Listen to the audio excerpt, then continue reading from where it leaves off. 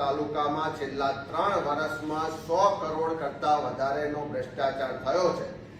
આની વિજિલન્સ દ્વારા તપાસ કરવામાં આવે.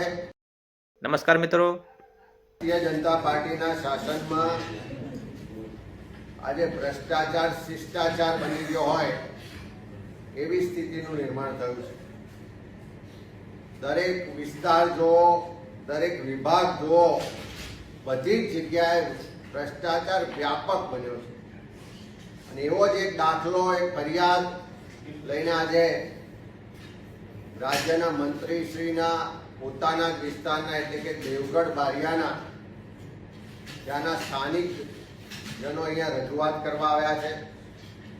એમણે બધા જ લોકોએ અહીંયા એફિડેવિટ કરી, સોગંદનામું રજૂ કરીને પોતાની ફરિયાદ રજૂઆત આપી છે કે મનરેગા યોજનામાં દાહોદ જિલ્લાના દેવગઢ બારિયા તાલુકામાં 100 કરોડ કરતા વધારે રકમનો ભ્રષ્ટાચાર થયો છે અને એની તપાસ થવી જોઈએ અને જવાબદારો સામે પગલાં લેવા જોઈએ એવી માંગણી લઈને અરજદારો આવ્યા છે.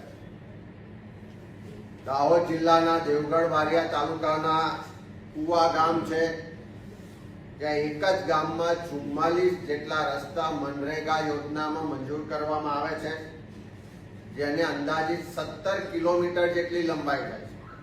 તમે કલ્પના કરી શકશો કે એક જ ગામમાં આંતરિક રસ્તા 17 કિલોમીટર લંબાઈના મનરેગા યોજનામાં મંજૂર કરવામાં આવ્યા છે.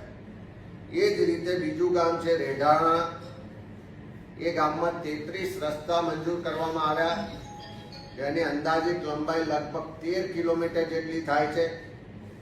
અને આ બધા જ કામોમાં મોટા પ્રમાણમાં ભ્રષ્ટાચાર આચરવામાં આવ્યો છે. આ જે એફિડેવિટ અહીંયા આપવામાં આવ્યા છે એમના મુજબ લગભગ 47 લાખના કામો બાબતના એફિડેવિટ અહીંયા આપ્યા છે કે જેમાં કામ મંજૂર કરવામાં આવે છે, સ્થળ પર એક પણ રૂપિયાનું કામ થતું નથી, બારોબાર બિલ લખવામાં આવે છે, પૈસા ચૂકવી દેવામાં આવે છે અને કરોડો રૂપિયાનો ભ્રષ્ટાચાર છે. અને આજથી નહીં, છેલ્લા 3 વર્ષથી સતત સ્થાનિક લોકો દ્વારા રજૂઆત કરવા છતાં આ ભ્રષ્ટાચાર અટકતો નથી. આ ભ્રષ્ટાચારને રોકવા માટે સરકાર તરફથી કોઈ પણ કડક કાર્યવાહી થતી નથી, કારણ કે ત્યાં સ્થાનિક જે મંત્રીશ્રી છે એમના આશીર્વાદથી આ ભ્રષ્ટાચાર ચાલે છે એવો સ્થાનિક લોકોનો સ્પષ્ટ આક્ષેપ છે. ત્યાંના ચેકડેમના કામો છે, માટી મેટલ રસ્તાના કામો છે, તળાવ ઊંડા કરવાના કામો છે, નહેરોની સુધારણાના કામો છે, હેન્ડપંપ અને બોરના કામો છે. આ બધા જ કામોમાં 3 જ એજન્સીઓ મટીરિયલ સપ્લાય કરવાનો કોન્ટ્રાક્ટ લે છે.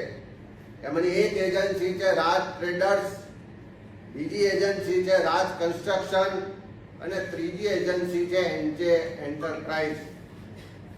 આ ત્રણેય એજન્સીઓના જે પ્રોપ્રાઇટર છે, માલિકો છે, વહીવટકર્તાઓ છે, તપાસ કરશો તો મંત્રીશ્રીના અંગત નજીકના પરિવારના લોકો છે. સ્થાનિક લોકોએ એફિડેવિટ કરીને કીધું છે કે આ 3 એજન્સીઓના નામે બિલ બને છે.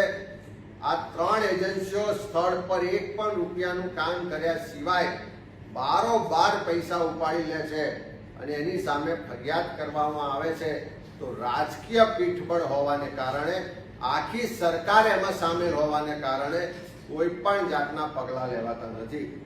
ત્યારે સરકાર પાસે માંગણી કરીએ છીએ કે ત્યાંના ગરીબ બક્ષીપનના આદિવાસી સમાજના લોકો ફરિયાદ લઈને છે ગાંધીનગર સુધી આવ્યા છે.